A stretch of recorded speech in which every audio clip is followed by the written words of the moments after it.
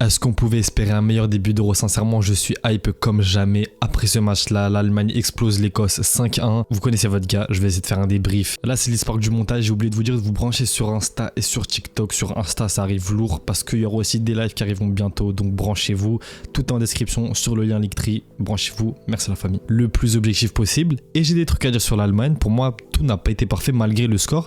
Et vous allez bien voir. L'Allemagne, bon, on va parler de l'Écosse avant de parler de l'Allemagne parce que le gros sujet sera sur l'Allemagne. Bien sûr, ils ont mis 5 buts, ils reçoivent à domicile, tout ça. L'Écosse, ils ont fait un... Pour moi, je ne vais même pas dire qu'ils ont fait un non-match parce qu'il y a vraiment eu une surdomination allemande dès le début du match. On l'a vu dès l'engagement et c'était compliqué pour eux. On a vu qu'ils avaient des bons bouchers avec le Porteus, là où je sais plus comment il s'appelait, le numéro 15. Je ne savais pas comment la cheville de Gundogan elle a tenu. La mienne n'aurait pas tenu.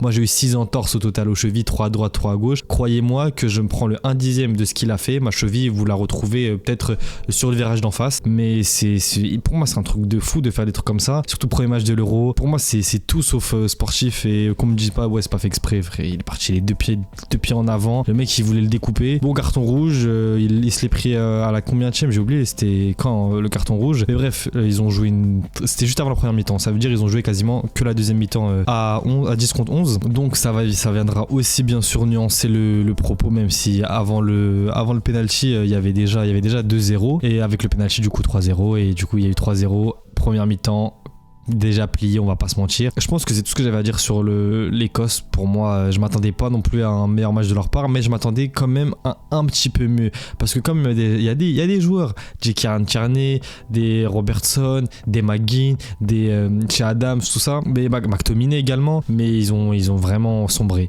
Maintenant, on va parler de l'équipe allemande. Déjà, avant de parler de l'équipe allemande, je vais parler de 2 individualités. Vous savez, non, 3 individualités. Je vais commencer par le Mister. Toni Kroos. Des fois, j'écorche son nom, mais le plus important, c'est de le voir jouer au football. Frérot, s'il te plaît, reste encore un petit peu pour le bien du foot. S'il joue comme ça, pendant encore 5-6 ans, il joue comme ça normal. Ça peut se reculer là un petit peu, limite ligne défensive, il joue comme ça 5-6 ans normal. Kroos, qu'est-ce que je voulais que je vous dise? Il sort encore un match exceptionnel. Il nous a régalé avec le Real Madrid, et là, il nous régale pour sa dernière avec l'Allemagne. Et j'espère pour lui qu'ils vont la prendre, sincèrement, même si j'espère que la France va la prendre. Mais si l'Allemagne la prend et que ce joyau du football, cette légende ultime de ce sport la prend, sincèrement, fan de football que je serais un petit peu triste pour la France, mais d'un autre côté, je serais un peu réconforté parce qu'il partira par la plus belle des portes, Ligue des Champions, Euro, il pourrait peut-être postuler au Ballon d'Or, ça pourrait être magnifique. Après, sincèrement, son match pour moi, il est parfait, il n'y a pas de truc. Première mi-temps, 55 passes réussies. Qu'est-ce que tu veux que je te dise?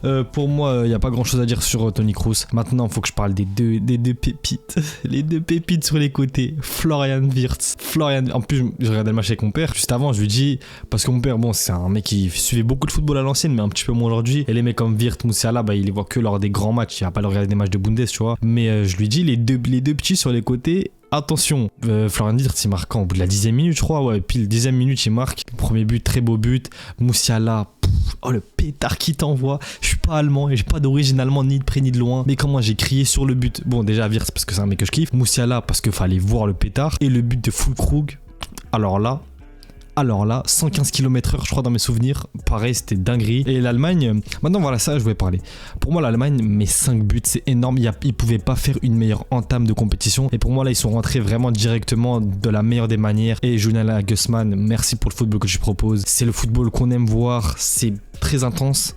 Il y a beaucoup de courses, très énergivores, mais il laisse quand même une certaine liberté à ses joueurs techniquement. C'est pas non plus un jeu guardiolesque à 100%, j'ai envie de te dire, parce que c'est pas aussi lent. C'est à peu près un peu le gegenpressing qu'il y avait avec à l'époque de Klopp. C'est un jeu qui est très direct, mais à la fois ils ont écrasé le niveau de possession parce que bon, l'Écosse en face c'était pas top. Mais le truc que j'ai pas trop kiffé avec l'Allemagne, c'est que malgré cette surdomination, je les ai trouvés pas si dangereux que ça offensivement. Et là on va me dire, mais qu'est-ce que tu me racontes, ils ont mis 5 buts. Ok, déjà on va parler de la première mi-temps. Pour moi, première mi-temps, tout ce que je dis c'est totalement réel. Il y a juste à revoir le match parce que même peut-être à chaud c'est compliqué, mais je vous dis que j'ai raison. Et même on va le voir au niveau des stats parce que je parlais avec un pote à moi pendant la mi-temps et il me disait non frérot, ils sont en train de surdominer de ça. J'ai dit d'accord, je dis pas qu'ils dominent pas, mais en termes de quand tu prends la domination qu'ils ont et la proportion d'occasions dangereuses qu'ils ont, bah c'était pas top je trouve, et c'était l'Écosse en face. Après on peut me dire il y avait un bloc bas tout ça, mais oui mais bon le bloc bas de l'Écosse aujourd'hui vraiment il y avait de quoi le faire bouger. Au final ils en prennent 5.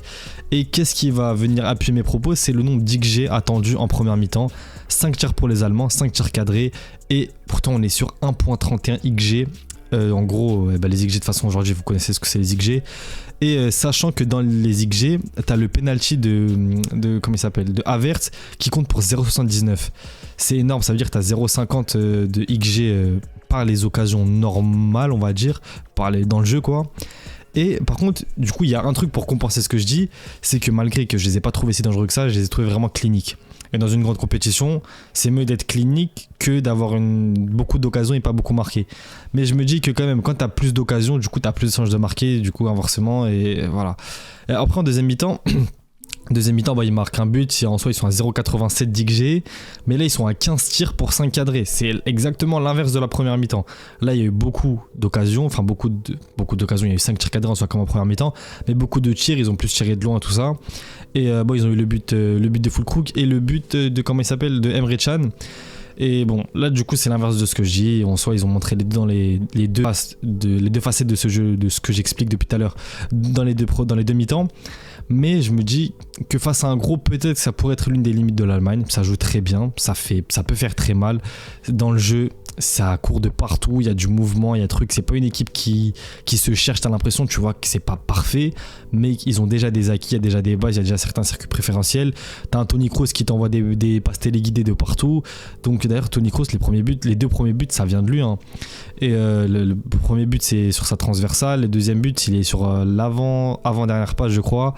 Et donc c'est juste le petit bémol, parce qu'en soi ça sert à rien de me poser devant vous et de vous dire waouh, l'Allemagne aujourd'hui dinguerie, ils ont mis 5 buts. D'accord, merci, on a tous vu le match, en soi j'ai rien apporté.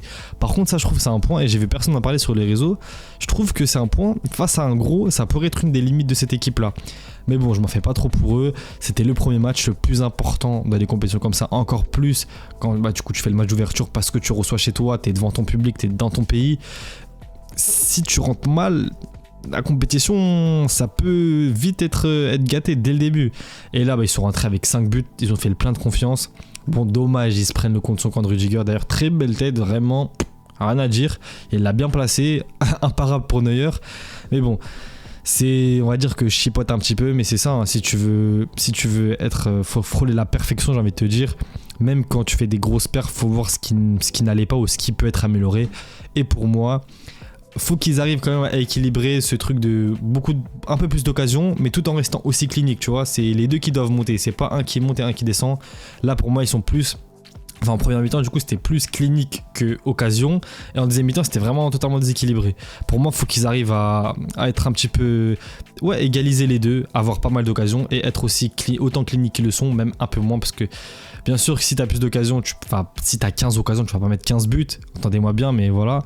Je sais que des fois je me répète, j'explique beaucoup ce que je dis, parce que sur les réseaux j'ai l'impression que il y a très peu de gens qui essayent de comprendre ce que tu dis. Ils vont vraiment prendre mot pour mot ce que tu as dit exactement. Du coup, c'est pour ça que je détaille vraiment, que j'explique beaucoup. Mais en soi, vous avez compris ce que je veux dire. Et, j'espère. Et si après ça, vous n'avez pas compris, force à vous. Je pense que j'ai tout dit. Après, au niveau des entrants allemands, Thomas Müller qui rentre, passe D, Emre Can qui rentre, but de loin, Füllkrug qui rentre, qui t'envoie... Füllkrug...